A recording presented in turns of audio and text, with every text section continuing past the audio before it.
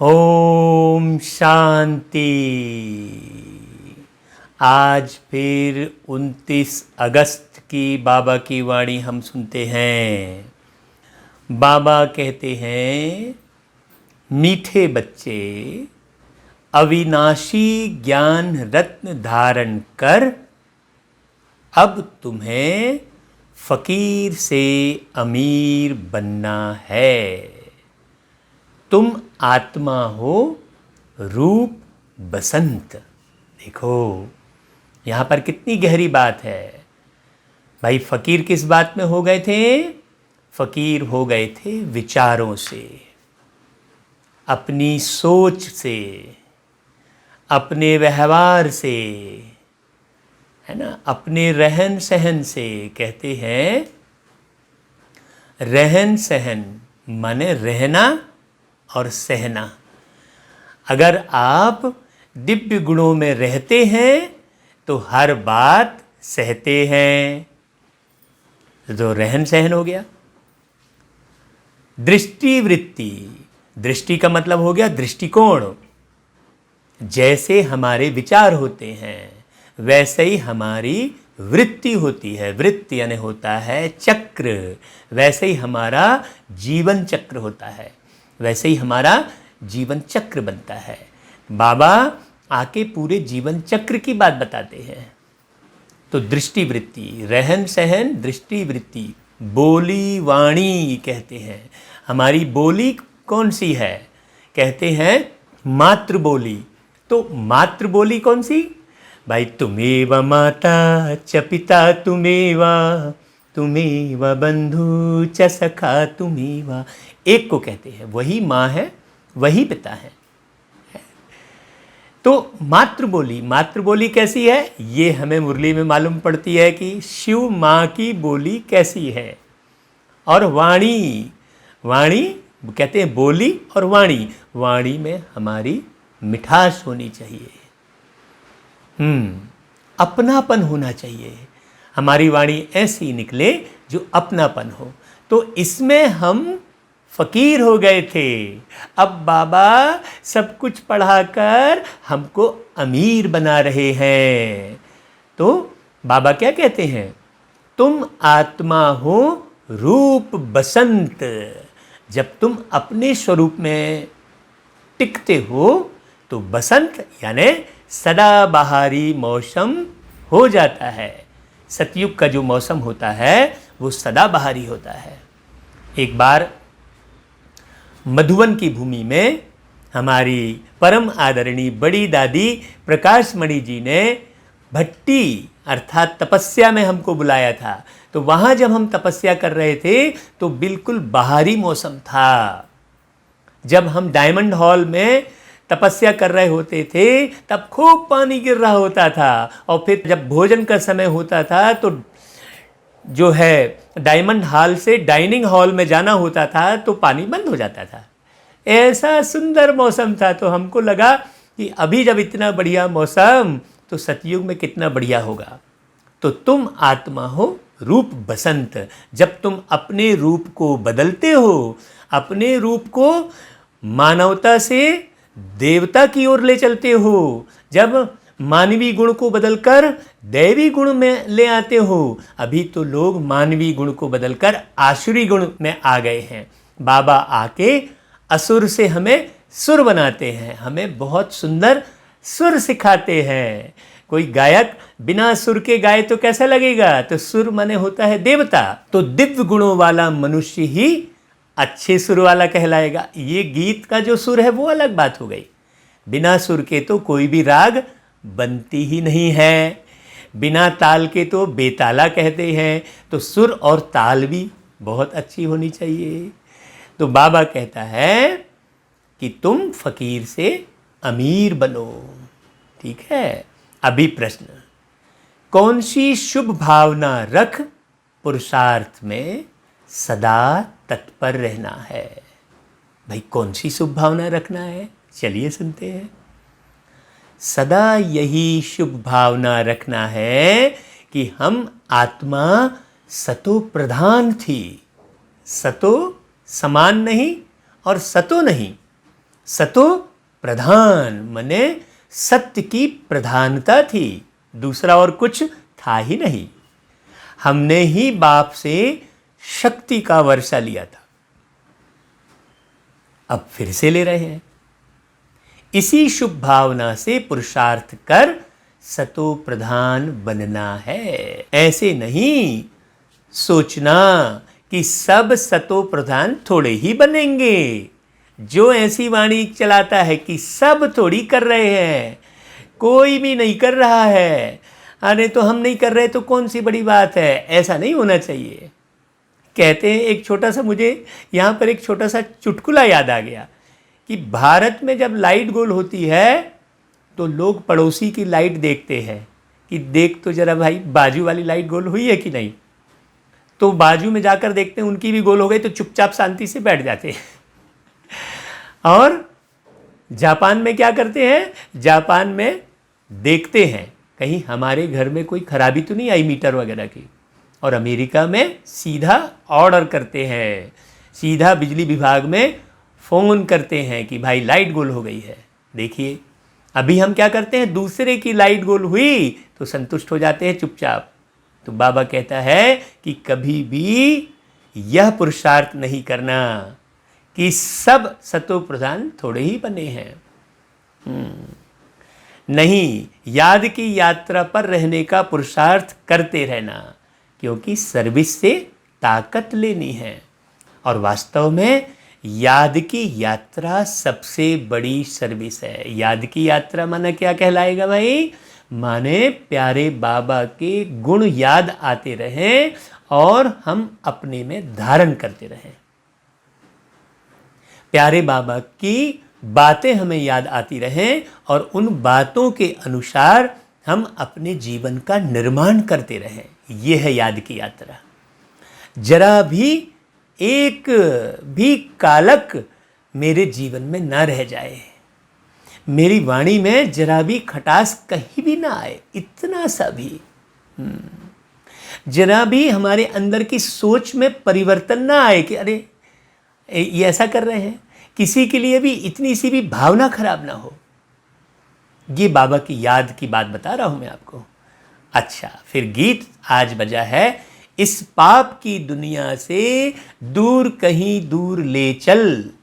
ये जो है फिल्मी दुनिया का गीत है जो बहुत साल पहले बना है। वो गीत देखो पहले से बना है, इस पाप की दुनिया से दूर कहीं दूर ले चल। किसको बोल रहे हैं, मतलब जरूर पुण्य की दुनिया भी प्यारे बाबा निराकार शिव भगवान धरती पर आकर जरूर पुण्य की दुनिया बनाते होंगे। तब तो ऐसा गीत बना बहुत पहले। अच्छा भाई, ओम शांति। यह है पढ़ाई, हर एक बात समझनी है। और जो भी सत्संग आदि हैं वह सब है भक्ति के।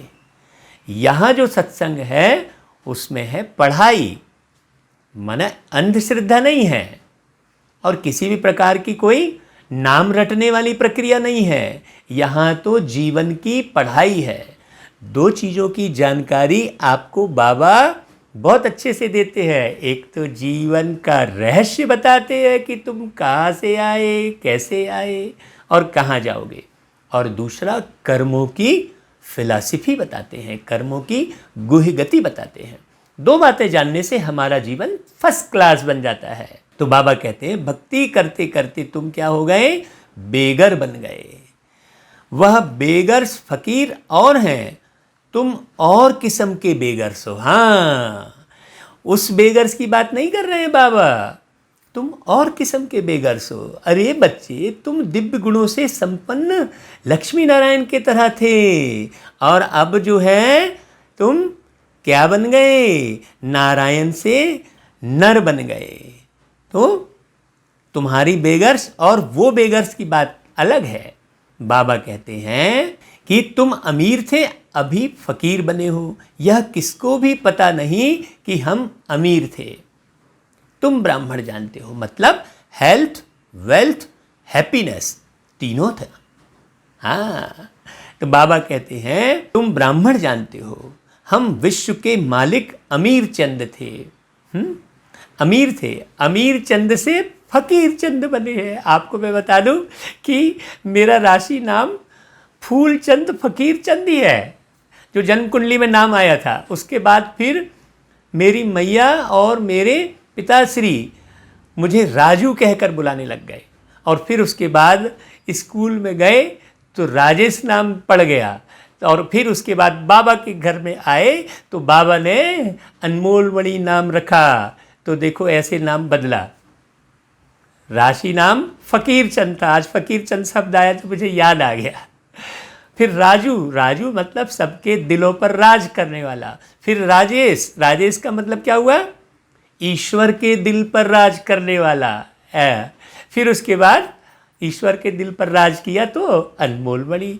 ये अब आत्मा अनमोल मणि, मणि यानी होता है आत्मा, तो अब मुझ आत्मा का नाम हो गया। ये कितनी सुंदर बात है। मैं अपने इसी जीवन से बड़ा खुश होता रहता हूँ भाई। बाबा अब यह है पढ़ाई, यह कोई मने या भटकन या सत्संग या नाम रटना या ढोल पीट कर रात बिताना, ये सब इस किस्सा नहीं है। यह पढ़ाई है जिसको अच्छी रीति पढ़ना है, समझ समझ कर पढ़ना है, धारण करना है और धारण कराने की कोशिश करनी है। धारण कराने की कोशिश करनी है। धारण कराने के लिए टेंशन में नहीं आ जाना है। नहीं तो कई लोग क्या होता है कि दूसरों को धारण कराने के लिए खुद टेंशन में आ जाते हैं, मतलब दूसरों को मार्ग बताते बताते खुद मार्ग से बहक जाते हैं। बाबा कहता है अविनाशी ज्ञान रत्न धारण करने हैं। क्यों? क्योंकि आत्मा रूप बसंत है। ज्ञान रत्न धारण करते हैं तो जीवन बसंत बहार हो जाता है। आत्मा ही धारण करती है। हाँ, ये बात गहरी समझने की है भाई। कोई भी स्कूल में बच्चा पढ़ रहा है तो पढ़ कौन रहा है? आत्मा पढ़ रही है ना। कोई भी करोड़पति बना है मेहनत करके तो कौन बना है? वो आत्मा करोड़पति बनी है ना। तो बाबा यहाँ कहते हैं कि आत्मा ही धारण करती है, शरीर तो विनाशी है। काम की जो चीज नहीं होती है उनको जलाया जाता है। शरीर भी काम का नहीं रहता है तो उनको आग में जलाते हैं।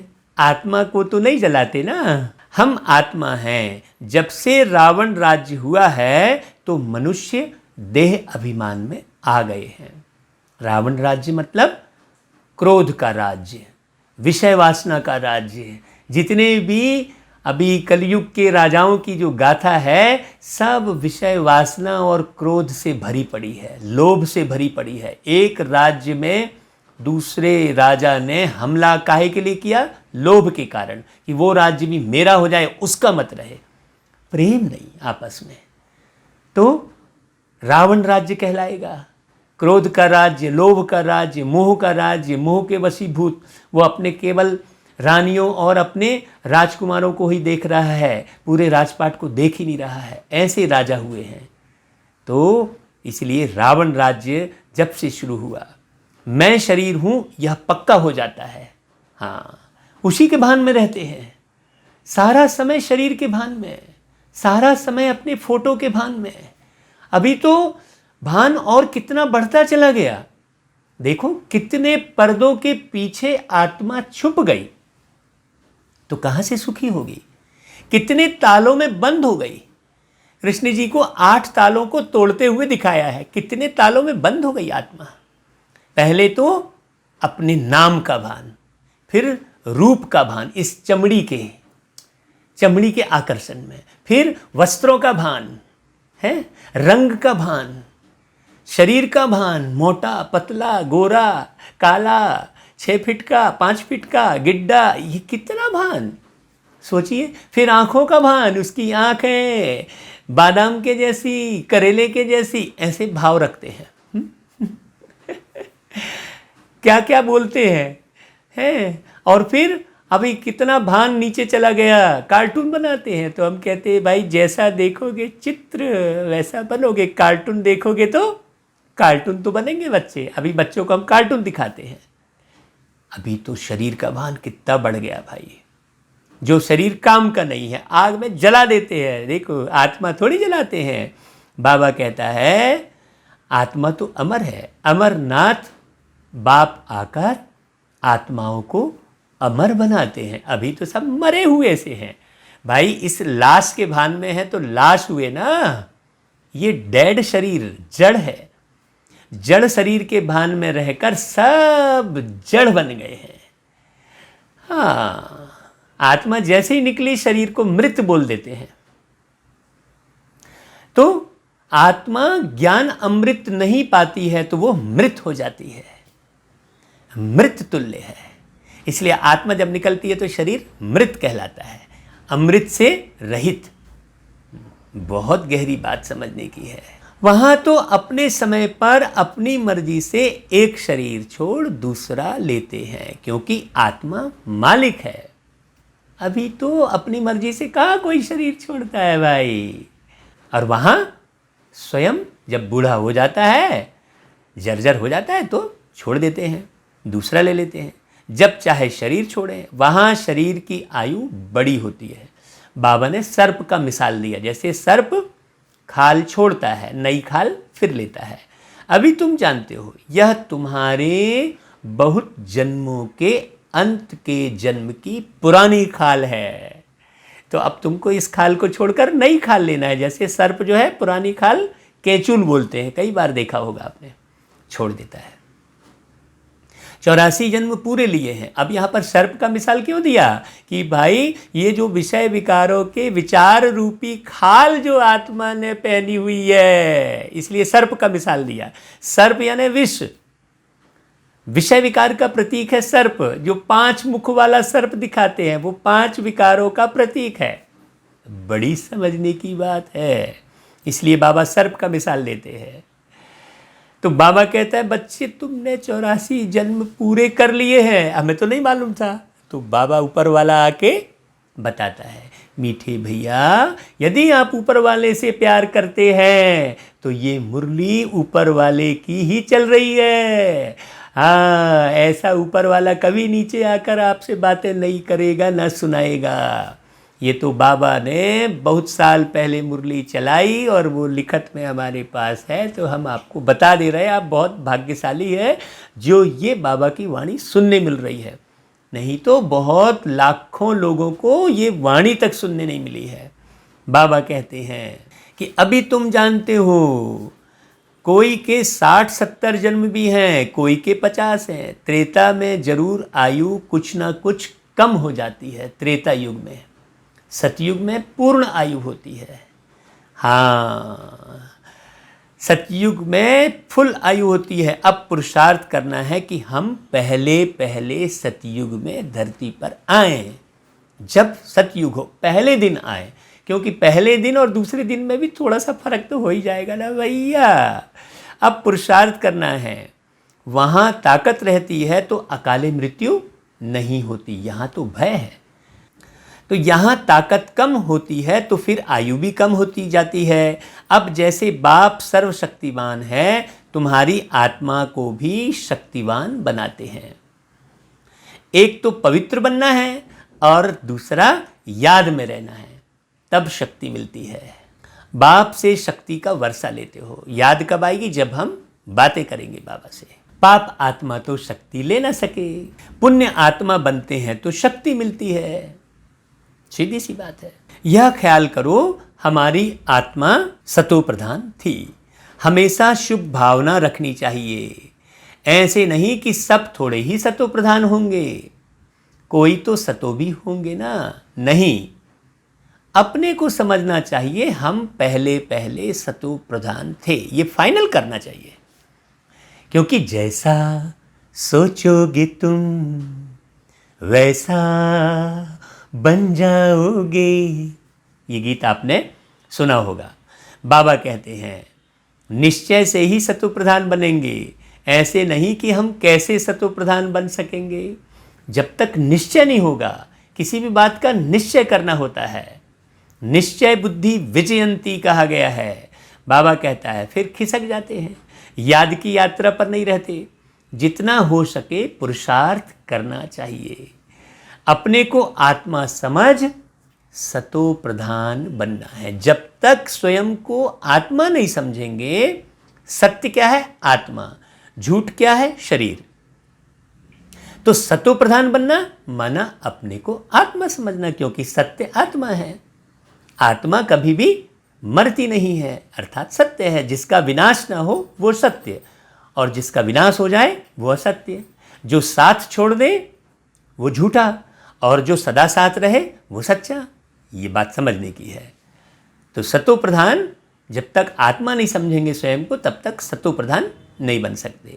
इस समय सब मनुष्य मात्र तमो प्रधान है, क्योंकि सब अपने को शरीर समझ रहे हैं। बाबा कहता है आत्मा को अब सतो प्रधान बनना है बाप की याद से, क्योंकि सत्य चित्त आनंद स्वरूप कहते हैं परमात्मा को। पहला शब्द क्या है? सत्य। और सत्यम शिवम सुंदरम में भी पहला शब्द क्या है? सत्यम। और सत्य चित्त आनंद स्वरूप कह रहे हैं, तो पहला शब्द क्या है? सत्य ही है। तो उनकी याद से फिर क्या आएगा? सत्य आएगा हमारे अंदर में। हर एक चीज का बीमारी दूर करने के लिए भी सत्य बनाया जाता है ना। सत्य, भाई उसका सत्य दे दो कहते हैं। और सत्ता कहते हैं, माने सत्य आ। लेकिन आजकल झूठ आ करके और सत्ता लेते रहते हैं। सत्ता शब्द ही कह रहा है कि सत्य आ, झूठ जा। बाबा कहता है कि आत्मा को अब सतो प्रधान बनना है बाप की याद से। साथ साथ सर्विस भी करेंगे तो ताकत मिलेगी। समझो कोई सेंटर खोलते हैं तो बहुतों की आशीर्वाद उन्हों के सिर पर आएगी। अब आप लोग सेंटर नहीं खोल सकते हैं तो ये मुरली ही आप ट्रांसफ़र कर दीजिए भाई, सुनिए, और 500,000 लोगों को भेजिए रिक्वेस्ट करके। उस पर विशेष शब्द कुछ लिख दीजिए, कुछ सोच समझ के अच्छे से शब्द लिख दीजिए, ताकि उसको पढ़कर वो लिंक खोले और उसका भी कल्याण हो जाए। बाबा कहता है मनुष्य धर्मशाला बनाते हैं कि कोई भी आए विश्राम पाए। आत्मा खुश होगी ना, है? रहने वालों को आराम मिलता है तो उसका आशीर्वाद बनाने वालों को मिलता है। एकदम सिंपल सी बात है। आप भी अगर किसी को ज्ञान मुरली भेजेंगे तो आपको उनकी दुआएं मिलेंगी। फिर परिणाम क्या होगा? दूसरे जन्म में वह सुखी रहेगा। भाई ये तो मुरली जो बाबा चलवा रहे हैं वो पूरी एक एक शब्द के अर्थ सहित पुरुषार्थ करवा रहे हैं। तो ये अर्थ सहित मुरली यदि जाएगी तो आम व्यक्ति को भी समझ में आ जाएगी। तो आप इसे सबको भेज सकते हैं। बाबा कहता है परिणाम क्या होगा? दूसरे जन्म में भी वह सुखी रहेगा, मकान अच्छा मिलेगा, मकान का सुख मिलेगा। ऐसे नहीं कि कभी बीमार नहीं होंगे, सिर्फ मकान अच्छा मिलेगा। हॉस्पिटल खोली होगी तो तंदुरुस्ती अच्छी होगी। देखो हर एक चीज का अलग अलग है। भाई पानी पियोगे तो प्यास बुझेगी, भोजन करोगे तो भूख मिटेगी, तो अलग अलग है ना भाई। तो आप अच्छा मकान किसी के लिए धर्मशाला बनाते हो, निशुल्क चलाते हो, आराम मिलता है, तो दूसरे जन्म में मकान मिलता है। और यदि हॉस्पिटल खोलते हो तो स्वस्थ काया मिलती है। यूनिवर्सिटी खोली होगी तो पढ़ाई अच्छी रहेगी। तो बाबा यहाँ पर तीनों हैं। अब देखो अगर आपने बाबा के ज्ञान का विस्तार किया तो तीनों काम कर रहे हैं आप। यहाँ पर आत्मा की बीमारी खत्म हो रही है तो हॉस्पिटल का काम हो गया, और शिक्षा मिल रही है, आत्मा का ज्ञान मिल रहा है तो यूनिवर्सिटी हो गई। और लोग अपने शरीर रूपी मकान में हेल्थ अच्छे से रह रहे हैं, शांति में रह रहे हैं, तो फिर क्या हो गया? स्वास्थ्य मिल गया। देखो तो हेल्थ वेल्थ हैप्पीनेस तीनों है। तो बाबा कहता है रहने वालों को आराम मिलता है। यदि आपने उस निराकार राम का परिचय दे दिया, आराम, तो उनको बिल्कुल आत्मा को पूर्ण आराम मिलेगा। तो सब कुछ हो गया ना इस काम में। बाबा के ज्ञान में सब आ गया, अलग अलग बनवाने वाली बात भी नहीं रही। तुमको बस सिर्फ ज्ञान को सुनना, समझना और फॉलो करना अपने जीवन में, और सबको फॉलो करवाना, मेहनत करना। तो बाबा कहता है कि स्वर्ग में तो यह हॉस्पिटल आदि होती नहीं। यहाँ तुम पुरुषार्थ से 21 जन्म के लिए प्रारब्ध बनाते हो। भाई स्वर्ग में हॉस्पिटल की जरूरत नहीं है। क्यों? क्योंकि वहाँ सतो प्रधान आत्मा रहती है, तो शरीर भी सतो प्रधान रहता है, प्रकृति भी सतो प्रधान रहती है। अभी तो सब तमो प्रधान है। बाबा कहता है बाकी वहाँ हॉस्पिटल, कोर्ट, पुलिस आदि कुछ नहीं होगा, क्योंकि लड़ाई झगड़ा ही नहीं होगा तो कोर्ट की आवश्यकता नहीं। मैं मेरा तू तेरा के लफड़े में पड़ेंगे ही नहीं। कोई बहुत अरबपति, खरबपति, पद्मापनमपति और कोई खगपति ऐसा होगा ही नहीं। बाबा आकर समदृष्टि से बहुत सुंदर सतयुगी सृष्टि बनाते हैं। यहाँ तो समदृष्टि है ही नहीं।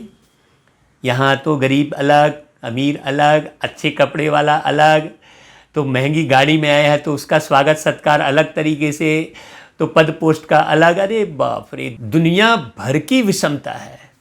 बाबा कहते हैं कि अभी तुम चलते हो सुख धाम में। सुख धाम अर्थात हमेशा सुख की बातों को ही धारण करना। हाँ, कोई ऐसी बात क्यों आप ले रहे हो जिससे आपको दुख हो रहा है? आप ले ही क्यों रहे हो? आप देख ही क्यों रहे हो जिससे दुख हो रहा है? आप कहते हैं भाई मुझे दुख हो रहा है, तो तुमने लिया ना। बाबा कहता है वहाँ वजीर भी होता नहीं, अर्थात मंत्री नहीं होते। यहाँ तो मंत्री ही मंत्री है, राजा कोई है ही नहीं। ऊंच ते ऊंच खुद महाराजा महारानी, वह वजीर की राय थोड़े ही लेंगे। यहाँ तो मंत्री हैं, फिर मंत्रियों के भी सलाहकार हैं, फिर सलाहकार के भी और सलाहकार हैं। तो जितनी मुंडी, गीता में लिखा है मुंडे मुंडे मतिर भिन्ना, तो जितनी मुंडी उतनी मति भिन्न और उतनी मति भ्रष्ट। माने बुद्धि भी भिन्न होगी और भ्रष्ट भी होगी, तो भ्रष्टाचार बढ़ता है। तो जितने मुखिया होंगे उतने ही मुख खुलेंगे, तो काँव काँव होगी। सब जगह झगड़ा। बताओ, विधानसभा में देखो झगड़ा दिखाते हैं और सब झगड़े को ही ट्रांसफ़र कर रहे हैं। हाँ, जो झगड़ा होगा उसको ज़्यादा दिखाएंगे। हाँ, सत्संग में दूर बैठेंगे और जहाँ लड़ाई होगी वहाँ पूरा भीड़ को चीरते हुए अंदर जाएंगे। अरे क्या हो गया, क्या हो गया। ये तो लोगों की मानसिकता है। सोचो, बाबा कहते हैं कि राय तब मिलती है जब बेअकल बनते हैं। हाँ, और बेअकल कब बनते हैं? जब विकारों में गिरते हैं। तो ये अकल नहीं रह जाती कि मैं कौन भाई, कहाँ से आया। अरे खुद की ही पहचान नहीं है तो अकल कहाँ से आएगी। बाबा कहते हैं रावण राज्य में बिल्कुल ही बेअकल तुच्छ बुद्धि बन जाते हैं, इसलिए विनाश का रास्ता ढूंढते रहते हैं। हाँ, और विनाश की चीज़ जब अपने देश में आएगी तो बड़ा खुश होंगे।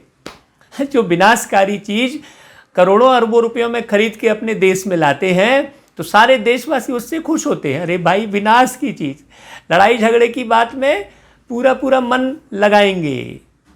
हाँ, जहाँ कहीं भी हो गया तो देखो आज के मनुष्यों की हालत गिद्ध जैसी हो गई है। गिद्ध क्या है? वो मरा हुआ ही ढूंढता है, जो बदबूदार हो जाता है उसे ही, उस पर ही नज़र रहती है गिद्ध की। तो यहाँ भी जो निगेटिव समाचार है, व्यर्थ के समाचार हैं, उस पर ही नज़र रहती है मनुष्यों की, जिससे मन खराब होता रहता है, जिससे बुद्धि भ्रष्ट होती रहती है, कमज़ोर होती रहती है।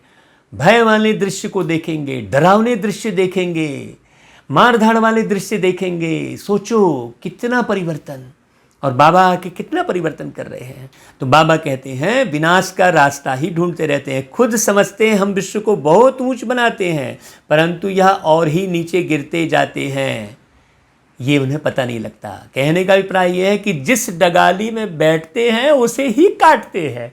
उन्हें ये होश ही नहीं है कि मैं जिस डगाली में बैठा हूँ उसे ही काट रहा हूँ, तो फटाक से गिरने ही वाला हूँ।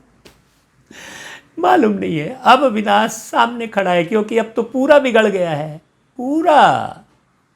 क्यों? क्योंकि गाली का जवाब पत्थर से, पत्थर का जवाब गोली से, गोली का जवाब बारूद से, बारूद का जवाब जो नक्सली और आतंकवादी, ना जाने क्या क्या हो गया पूरे दुनिया भर में। बाबा कहता है तुम बच्चे जानते हो हमको अब घर जाना है, हम भारत की सेवा कर दैवी राज्य स्थापन करते हैं, फिर हम राज्य करेंगे। भाई जो स्थापन करेगा वही राज्य करेगा, जो स्थापना में मेहनत करेगा, जो स्थापना में सहयोगी बनेगा। सहयोगी बनना ही योगी बनना कहलाता है। नहीं, हम तो अपने घर में बैठे हैं भाई, हम तो एकांत में बस बाबा से योग लगा कर बैठे हैं, ऐसा नहीं है। बाबा जो करवा रहा है हमें वो भी तो करना है ना। ऐसा थोड़ी कि घर में बैठ के बस योग लगाए बैठे हैं। बाबा संसार का मालिक है, तो हमें पूरे संसार की जिम्मेदारी भी अपने माथे में उठानी है। जो यहाँ पर जिम्मेदारी उठाएगा वो वहाँ राजाई का ताज पहनेगा, बाबा कहते हैं। तो गाया भी जाता है, फॉलो फादर, फादर शोज सन, सन शोज फादर। देखो, फादर शोज सन मतलब पिता ने नीचे उतरकर मीठे बच्चे कहकर अपना बच्चा बनाया। अब बच्चे का दायित्व है कि वो बाप को शो करे। जो बाबा ने सुनाया समझाया, जो ज्ञान धन दिया, उस आधार पर धनवान कहलाए। तो बच्चे जानते हैं इस समय शिव बाबा ब्रह्मा के तन में आकर हमको पढ़ाते हैं। ये कोई कोई पहचान पाता है। गीता में लिखा है कि कोटों में कोई और कोई में भी कोई ईश्वर को पहचान पाता है कि एक तन में वो निराकार ज्योति बिंदु कैसे आकर ज्ञान सुना रहे हैं। हम तो बड़े पद्मा पदम भाग्यशाली हैं जो हमको ये पूरी पहचान हो गई। अब हमें कोई कितना भी बोलेगा कि यहाँ भगवान आ रहे हैं, वहाँ भगवान आ रहे हैं, ये शास्त्र पढ़ लो, वो कर लो, नहीं, हम तो पूरे पक्के हो गए हैं। अब हमको कोई कभी ये नीचे नहीं उतार सकता कि तुम ये क्या कर रहे हो। बिल्कुल, हमने बहुत अच्छे से पहचान लिया है प्यारे बाबा को। बस आप भी पहचान लो तो बस आप भी अपना भाग्य बना लो। हमने तो पूरे 21 जन्मों का भाग्य बना लिया है। हाँ, वो हमने पा लिया है। पाना था सो पा लिया, और क्या बाकी रहा। आप मानो या ना मानो। आप मानोगे तो फायदे में रहोगे, नहीं मानोगे तो मुझे क्या होना है। आप मान लोगे तो भी मुझे कोई फर्क नहीं पड़ने वाला है, और नहीं मानोगे तो भी मुझे कोई फर्क नहीं पड़ने वाला है, क्योंकि मैं तो अपनी कमाई कर ही रहा हूं ना। अब मेरी कमाई को देखते हुए आप भी कमाई कर लो, क्योंकि जैसे दुनिया में कोई व्यक्ति जिस विधि से करोड़पति बनता है तो उस विधि को बहुत सारे लोग फॉलो करते हैं ना। तो वही विधि जो बाबा ने सिखाई वो हम आपको बता रहे हैं। बाबा कहता है कि बाप ने पतित शरीर में प्रवेश किया है। ये जो शरीर है ये तो पतित थे ना। झाड़ में देखो ऊपर चोटी में खड़ा है ना, पतित हैं, फिर नीचे पावन बनने के लिए तपस्या कर फिर देवता बनते हैं। तपस्या करने वाले हैं ब्राह्मण। तुम ब्रह्मा कुमार कुमारियां सब राजयोग सीख रहे हो। कितना क्लियर है। इसमें योग बड़ा अच्छा चाहिए। हाँ, बाबा कहते हैं ऐसा नहीं कि हम योग लगाते बैठे हैं। हमारा योग अर्थात कनेक्शन हमेशा परमानेंट जुटा हुआ रहना चाहिए। मेन पावर हाउस ऊपर है। मेरा मन स्विच ऑन रहना चाहिए। कभी भी मेरा मन ऑफ नहीं होना चाहिए। कहते हैं अरे यार मेरी तो मूड ही ऑफ हो गई, मतलब अरे यार तुमने तो मेरा माथा ही खराब कर दिया, ऐसा बोलते हैं। कई कहते हैं तुमने तो मेरा दिमाग खराब कर दिया। अरे भाई, जिस दिमाग से तुमको काम लेना है तुम उसी दिमाग को अपना खराब कर लोगे तो काम कैसे करोगे भाई। लेकिन प्राय व्यक्ति कहता है अरे यार उसने तो मेरा दिमाग ही खराब कर दिया। दिमाग खराब मत करो भाई, मन स्विच को ऑन करके रखो, हमेशा ऑफ मत करो। बाबा कहता है कितना क्लियर है, याद में नहीं रहेंगे तो मुरली में भी वह ताकत नहीं रहेगी। फिर चाहे कितना भी मुरली सुन लो वो मुरली समझ में नहीं आएगी, वो खुशी नहीं होगी। हमको तो बाबा की एक लाइन पढ़ते हैं तो खुशी का पारावार चढ़ जाता है, और सारा समय बाबा की बातें याद आती है तो खुशी इतनी बनी रहती है कि बात मत पूछो भाई। हम कैसे बता दें, ऐसा लगता है भाई। बाबा कहता है कि ताकत मिलती है शिव बाबा की याद में। याद से ही सतो प्रधान बनेंगे, नहीं तो सजाएं खाकर फिर कम पद पा लेंगे। एक तो सजाए खाएंगे और फिर दूसरा पद भी कम हो जाएगा, डबल घाटा। इसलिए बाबा की याद में रहना। तो बाबा की याद रहेगी तो हमेशा सत्य पे चलेंगे, पवित्र रहेंगे, और याद नहीं रहेगी तो बार बार नीचे गिरेंगे। बार बार नीचे गिरने से फिर कमजोर पड़ जाती है आत्मा। इसलिए सावधान। बाबा कहता है याद से ही सतो प्रधान बनेंगे। मूल बात है याद की, जिसको ही भारत का प्राचीन योग कहा जाता है। नॉलेज का किसको पता नहीं है। आगे के ऋषि मुनि कहते थे, रचयिता और रचना के आदि मध्य अंत को हम नहीं जानते। बेअंत बेअंत लिख दिया है। तुम भी आगे कुछ नहीं जानते थे। इन 5 विकारों ने ही तुमको बिल्कुल बर्थ नॉट ए पेनी बनाया है। अभी यह पुरानी दुनिया जलकर बिल्कुल खत्म हो जानी है। हाँ, विकारों की अग्नि में तो जलकर खत्म हो ही रही है पूरी तरह से। कुछ भी रहने का नहीं है। देखो परमात्मा जिनकी दुनिया, जो दुनिया बनाने वाले हैं, कहते हैं दुनिया बनाने वाले क्या तेरे मन में समाई, काहे को दुनिया बनाई तूने, काहे को दुनिया बनाई। कहते हैं अबे काहे को दुनिया बनाई? लोगों को सुख पहुंचाने के लिए दुनिया बनाई है, लोगों को शांति देने के लिए दुनिया बनाई, लड़ने झगड़ने के लिए थोड़ी दुनिया बनाई ऊपर वाले ने। उससे प्रश्न करते हैं काहे को दुनिया बनाई तूने? कौन सी दुनिया बनाई, कैसी दुनिया बनाई, या किसी को भी नहीं मालूम है। देखो मुरली से मालूम पड़ता है। तो बाबा कहता है तुम सब नंबरवार पुरुषार्थ अनुसार भारत को स्वर्ग बनाने की तन मन धन से सेवा करते हो। नंबरवार, जिसको जितना समझ में आता है वो उतनी सेवा करता है। हमको समझ में आया तो हम ये सेवा कर रहे हैं।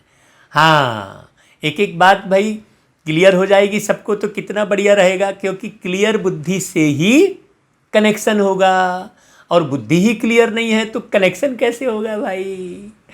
बाबा उसको कहते हैं कि जंक लगी है तो चुंबक कैसे खींचेगा। बाबा कहते हैं प्रदर्शनी में भी तुमसे पूछते हैं तो बोलो हम बीके अपने ही तन मन धन से श्रीमत पर सेवा कर राम राज्य स्थापन कर रहे हैं। कई लोग पूछते हैं भाई इतना बड़ा खर्च कैसे चलता है, तो हम कहते हैं भाई हम लोगों का 20 लाख 25 लाख भाई बहनों का परिवार है। अगर एक भाई 1 रुपए भी देता है तो 25 लाख रुपया एक दिन में इकट्ठा हो जाता है, तो कितनी सेवा नहीं होगी। जितना बड़ा परिवार उतना ही बहुत सुख। अभी तो छोटा परिवार करते हैं, हाँ, फिर बूढ़े हो जाते तो कोई सेवा करने वाला भी नहीं रहता है, रोते रहते हैं।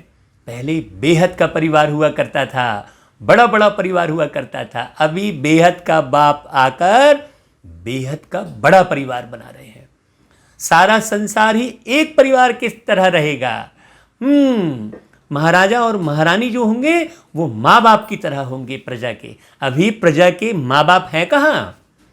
अभी तो प्रजा से लूटते हैं। तो सोचो वो बाप आकर वापस माँ बाप की स्थापना कर रहे हैं। बारीक बात समझने की है। बाबा कहते हैं गांधी जी तो ऐसे नहीं कहते थे कि श्रीमत पर हम राम राज्य स्थापन करते हैं। यहां तो इसमें श्री श्री 108 बाप बैठे हैं। किसमें? ब्रह्मा बाबा के तन में 108 की माला भी बनाते हैं। माला तो बड़ी बनती है, उसमें 8 और 108 अच्छी मेहनत करते हैं। माला तो बहुत बड़ी बनती है, लेकिन खूब मेहनत करने वाले 8 और 108 ही होते हैं। सोचिए अरबों की जनसंख्या में मात्र 8 और 108, इसलिए 108 की माला जपते हैं भक्ति मार्ग में। तो बाबा कहते हैं नंबरवार तो बहुत हैं जो अच्छी मेहनत करते हैं। रुद्र यज्ञ होता है तो शालिग्रामों की भी पूजा होती है ना भाई, जो अच्छी मेहनत करते हैं। जरूर कुछ सर्विस की है तब तो पूजा होती है। हाँ, रुद्र ज्ञान यज्ञ में शालिग्राम बनाते हैं। शालिग्राम मतलब आत्मा और शिवलिंग परमात्मा। ये बात बाबा ने ही आके समझाई, हमें तो कुछ पता ही नहीं था। ढेर करोड़ों शिवलिंग बनाते हैं, सभी थोड़ी शिवलिंग है। शिवलिंग एक बड़ा शिवलिंग है, बाकी सब शालिग्राम है, सब आत्माओं का प्रतीक है। तो अपनी ही बैठ अपनी खुद की पूजा करते हैं। बाबा कहता है तुम ब्राह्मण रूहानी सेवाधारी हो, बाकी दुनिया में जिस्मानी सेवा को सेवा समझते हैं। बाबा आकर रूहानी सेवा कराते हैं। तो तुम रूहानी सेवाधारी हो, सबकी आत्माओं को जगाने वाले हो। मैं आत्मा हूं, यह भूलने से देह अभिमान आ जाता है। समझते हैं मैं फलाना हूं, किसको भी यह पता थोड़ी ही है मैं आत्मा हूं। भाई फलाना नाम तो इस शरीर का है ना। हम आत्मा कहाँ से आती हैं यह जरा भी कोई को ख्याल नहीं है कि हम सब आए कहाँ से, ये किसी को भी नहीं मालूम। किसी से पूछो तो कहेंगे माँ के गर्भ से। तो भाई माँ के गर्भ में तुम कहाँ से आए? माँ का गर्भ तो खाली था, तुम कहाँ से आए ये बात मालूम ही नहीं है। यह पार्ट बजाते बजाते शरीर का भान पक्का हो गया है। भाई 8 जन्म सतयुग में शरीर लिए, फिर 12 जन्म त्रेता युग में लिए, 21 जन्म फिर द्वापर युग में लिए, फिर 42 जन्म कल युग में लिए। ऐसे जन्म लेते लेते शरीर का भान पक्का हो गया है। बाप समझाते हैं बच्चे अब गफलत छोड़ो, अब तो समझ जाओ। बाबा कह रहा है माया बड़ी जबरदस्त है, तुम युद्ध के मैदान में हो, तुम आत्म अभिमानी बनो। आत्माओं और परमात्मा का यह मेला है। गायन है आत्मा परमात्मा अलग रहे बहुकाल। इनका अर्थ भी वह नहीं जानते। जो इस ज्ञान को नहीं सुने हैं वो कहाँ जानेंगे भाई, वो तो आत्मा ही परमात्मा है कह देते हैं। तो बाबा कहते हैं तुम अभी जानते हो हम आत्माएं बाप के साथ रहने वाली हैं। वह आत्माओं का घर है ना, बाप भी वहां है, उनका नाम है शिव। शिव जयंती भी गाई जाती है, दूसरा कोई नाम देना ही नहीं चाहिए। बाप कहते हैं मेरा असली नाम है कल्याणकारी शिव। कल्याणकारी रुद्र नहीं कहेंगे, कल्याणकारी शिव कहते हैं। काशी में भी शिव का मंदिर है ना, वहां जाकर साधु लोग मंत्र जपते हैं, शिव काशी विश्वनाथ गंगे ऐसा कहते हैं। अब बाप समझाते हैं शिव जो काशी के मंदिर में बिठाया है उनको कहते हैं विश्वनाथ। अब मैं तो विश्वनाथ हूं नहीं, विश्व के नाथ तुम बनते हो। देखो बाबा क्या कह रहा है, बाबा पूरे विश्व का मालिक है, लेकिन क्या करते हैं वो राजपाट नहीं करते हैं, वो पूरे विश्व की मनुष्य आत्माओं को पावन बनाकर परम धाम ले जाते हैं। फिर भारत ही पूरा विश्व होता है और वहां राजपाट तुम करते हो। बाबा कहता है मैं बनता ही नहीं हूं, ब्रह्म तत्व के नाथ भी तुम बनते हो। तुम्हारा वह घर है और वह राजधानी है। देखो बाबा कितना न्यारा है, मेरा घर तो एक ही ब्रह्म तत्व है। मैं स्वर्ग में आता नहीं हूं, ना मैं नाथ बनता हूं, मेरे को कहते ही है शिव बाबा। हाँ, मेरा पार्ट ही है पतितों को पावन बनाने का। देखो सिंपल सी बात, सिख लोग भी कहते हैं मूत पलीती कपड़ धोए, परंतु अर्थ नहीं समझते हैं। माना जो विषय विकारों में आत्माएं पड़ी हैं उन्हें ज्ञान अमृत पिलाकर सतो प्रधान बनाते हैं बाबा। महिमा भी गाते हैं, एको ओंकार अजोनी यानी जन्म मरण रहित।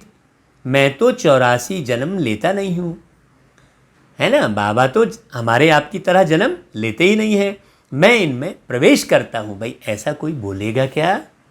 आज तक कहीं ऐसी वाणी आपने सुनी क्या? देखिए मनुष्य 84 जन्म लेते हैं, जिनके तन में आए हैं, जो तन में आए हैं वहाँ एक आत्मा भी बैठी है और बाजू में परमात्मा भी बैठे हैं, दोनों बिंदु रूप हैं। लेकिन फर्क किसका है? ज्ञान का फर्क है। अब जैसे 5 साल के बच्चे हैं लेकिन ज्ञान का फर्क रहता है ना, एक ही क्लास में पढ़ते हैं तो ज्ञान का फर्क रहता है, समझ का फर्क रहता है। तो आत्मा अज्ञानता के अंधेरे में चली गई जिस शरीर में बैठे थे, तो उसमें ज्ञान के सागर परमात्मा आके बैठे। ये बारीक समझने की बात। बाबा कहते हैं जानता हूं मेरे पास है इस शरीर का जैसे वह मालिक है, फिर भी भूल जाता हूं। ये ब्रह्मा बाबा कहते हैं, दोनों एकदम इकट्ठा है।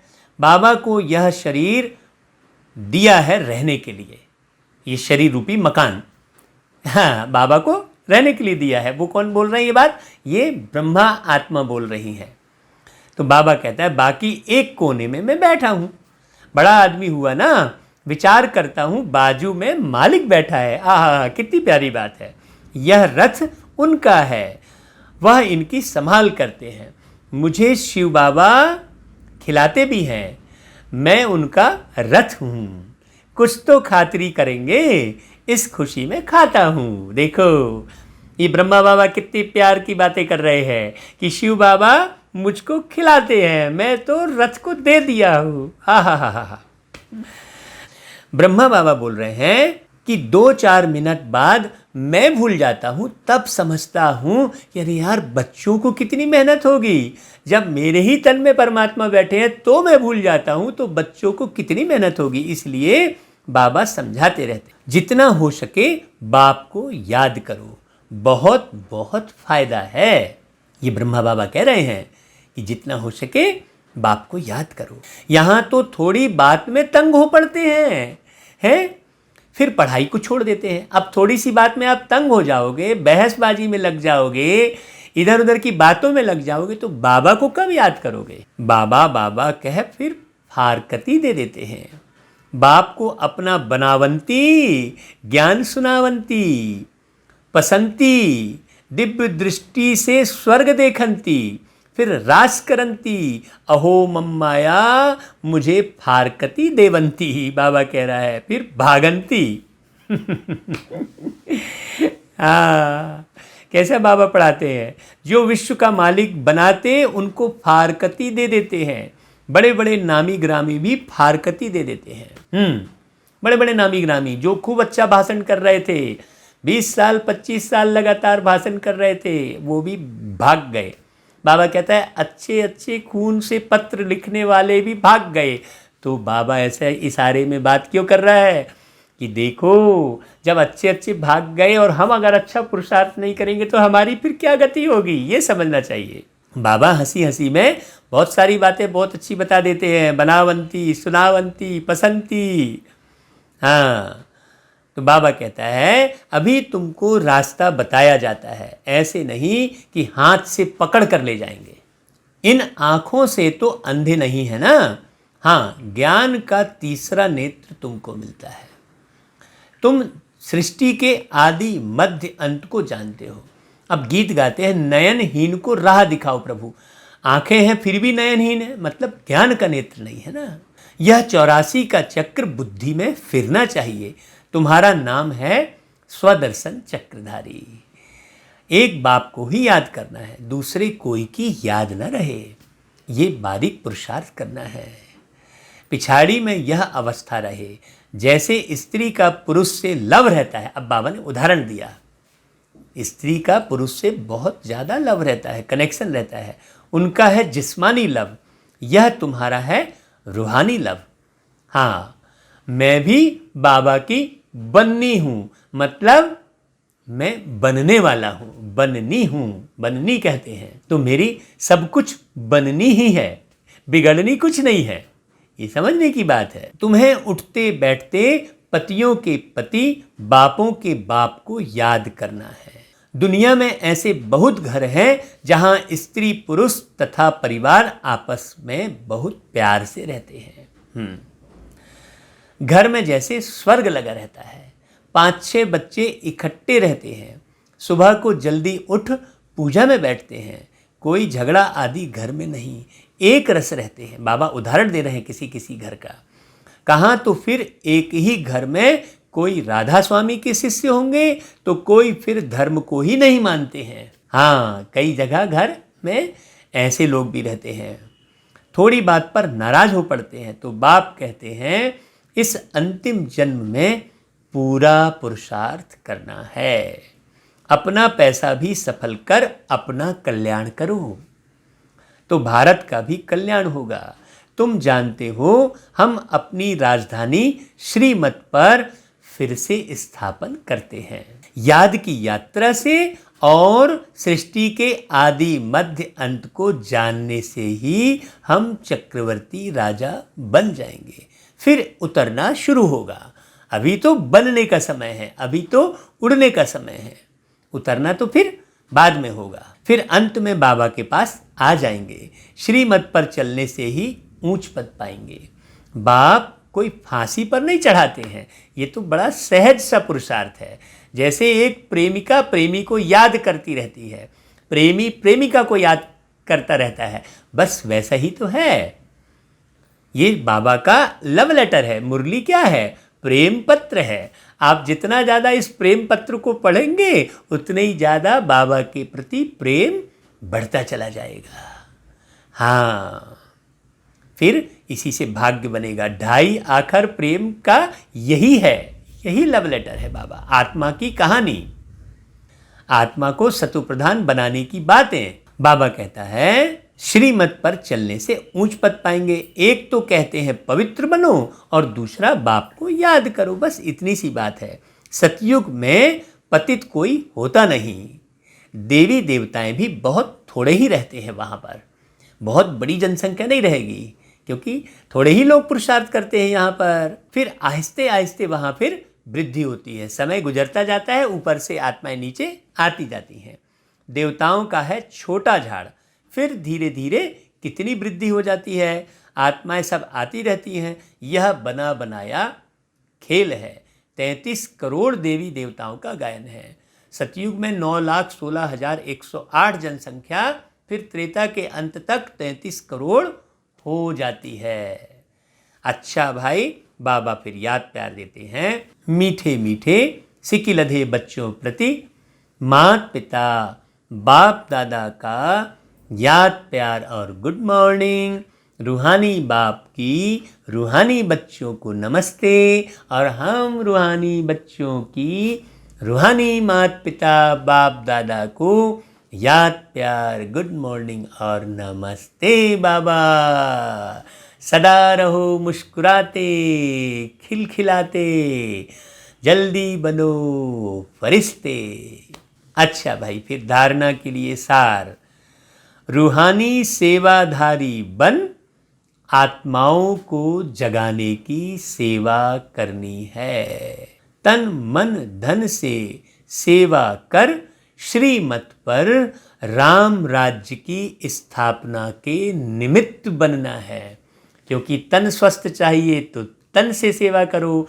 अभी जो हम वाणी चला रहे हैं ये तन की सेवा है, इसमें मन की सेवा भी है, इसमें धन भी लग रहा है। जो रिकॉर्डिंग हो रही है तो एडिटिंग हो रही है, मिक्सिंग हो रही है, नेट का खर्चा लग रहा है, तो धन भी सफल हो रहा है। ये जो सेवा हो रही है तन मन धन से पूरी सेवा हो रही है। तो बाबा कह रहा है तन मन धन से सेवा कर श्रीमत पर राम राज्य की स्थापना के निमित्त बनना है। फिर दूसरा, स्वदर्शन चक्रधारी बन 84 का चक्र बुद्धि में फिराना है। एक बाप को ही याद करना है, दूसरे कोई की याद ना आए। ये बारीकी से समझना। कभी किसी बात से तंग हो पढ़ाई नहीं छोड़नी है। इस मुरली को आप सवेरे भी सुने और शाम को भी सुने। जितनी बार सुनेंगे जितनी ज़्यादा सुनेंगे। हम देखो बाबा की मुरली को 25 साल लगभग हो गए, लगातार पढ़ रहे हैं। सुबह पढ़ते हैं, शाम को पढ़ते हैं। फिर सुनाते समय जो मुरली रिकॉर्ड हो रही है उसमें भी पढ़ाई हो जा रही है। फिर उसके बाद जब एडिटिंग में बैठते हैं तो उसमें भी पढ़ाई हो रही है। हाँ, फिर भेजते हैं तो उसमें भी लिखते हैं। तो कितनी सुंदर सेवा हो रही है। बाबा कहता है कि कभी भी किसी बात से तंग होकर पढ़ाई नहीं छोड़नी है। फिर वरदान, बाप और प्राप्ति की स्मृति से सदा हिम्मत उल्लास में रहने वाले एक रस अचल भव। देखो, बाप और प्राप्ति, ये प्राप्ति हो रही है ना भाई, हमको दुआएं मिल रही हैं, तो स्मृति भी सदा बनी है, तो सदा हिम्मत भी है और उल्लास भी है, उमंग उत्साह। बाबा कहता है बाप द्वारा जन्म से ही जो प्राप्तियां हुई हैं उनकी लिस्ट सदा सामने रखो। पहले कैसे थे और अभी कितने अच्छे बन गए, ये लिस्ट हमेशा, मैं तो भैया हमेशा याद करता हूँ। हाँ, कि देखो बाबा ने कितना जीवन बदल दिया, क्या से क्या बना दिया। कितने क्रोधी थे, बाबा ने बिल्कुल शांत कर दिया ज्ञान सुना सुना कर। हाँ, नहीं तो क्रोध अपरम अपार था भाई पहले। हम पुराना याद करते हैं तो वाकई में प्राप्तियों की गिनती करो, बाबा कहता है, लिस्ट सदा सामने रखो। जब प्राप्ति अचल है तो हिम्मत और उल्लास भी अचल होना चाहिए। अब तो अविनाशी खजाना मिल गया हमको। बाबा कहता है अचल के बजाय यदि मन कभी चंचल हो जाता है, वह स्थिति चंचलता में आ जाती है, तो इसका कारण है कि बाप और प्राप्ति को सदा सामने नहीं रखते। हाँ, यदि बाप और बाबा के द्वारा मिली हुई प्राप्ति, देखो बाबा ने पूरा देश विदेश सेवा कराई, तो कितनी प्राप्ति का वो रहता है। पूरे लाखों ब्राह्मण परिवार से हमको मिलवाया बाबा ने। कई जन्म कई बिछड़े साथी इस परमात्मा के दरबार में मिलते हैं, सदगुरु के दरबार में। सबसे बड़ी प्राप्ति तो ब्राह्मण परिवार है, और उसमें उस ब्राह्मण परिवार में कितने अच्छे अच्छे मीठी मीठी दीदियाँ, दादी, बहनें, भाई, ये प्राप्ति नहीं है क्या? हमको तो भैया ब्राह्मण परिवार जो मिला उसकी खुशी रहती है। बाबा कहता है सर्व प्राप्तियों का अनुभव सदा सामने व स्मृति में रहे तो सब विघ्न समाप्त हो जाएंगे, खत्म हो जाएंगे। हाँ भाई, विघ्न तो खत्म हुए पड़े हैं, जाएंगे नहीं।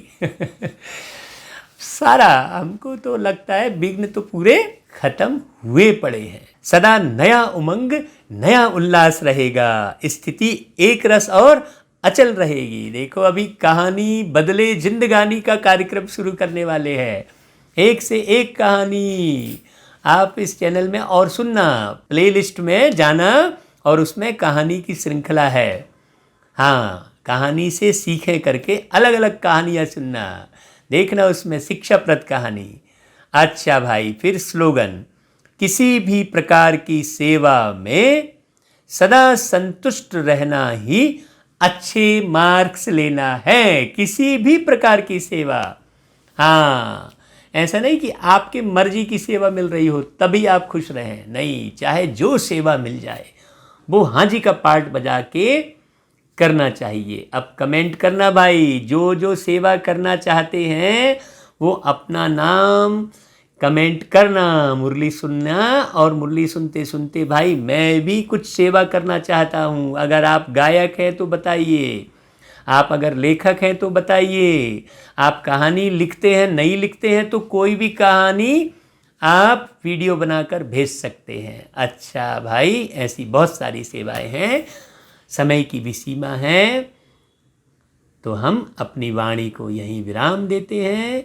सब बाबा की याद में मगन रहते हुए जीवन बिताओ। ओम शांति।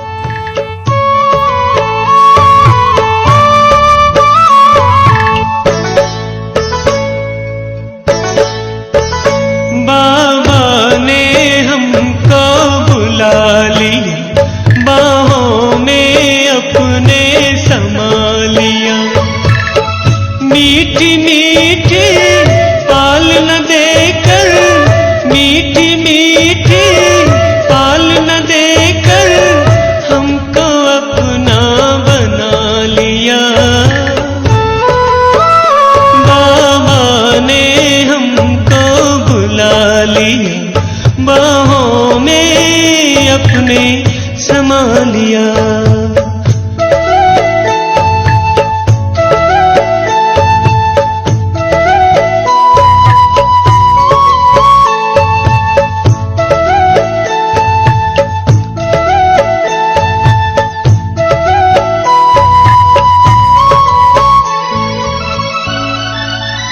पकड़ के उंगली बाबा हमारी वतन की सैर कराते हैं, वतन की सैर कराते हैं।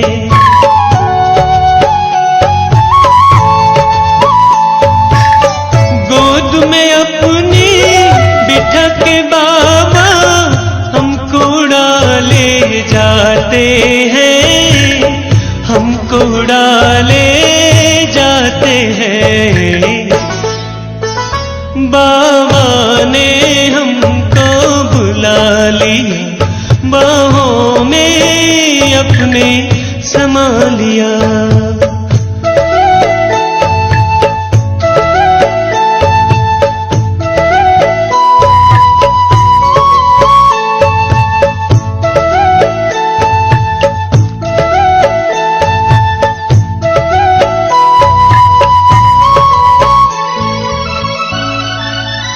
मूल वतन में बाबा के संग हम इतना खो जाते हैं, हम इतना खो जाते हैं।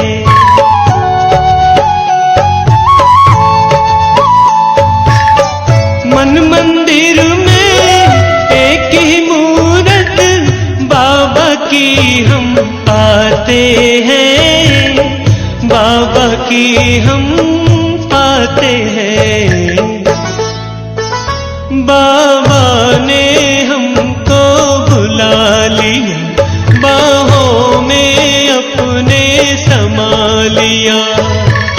मीठी मीठी पाल न देकर, मीठी मीठी पाल न देकर हमको अपना बना लिया। बाबा ने हमको बुला लिया, बाहों में अपने समा लिया।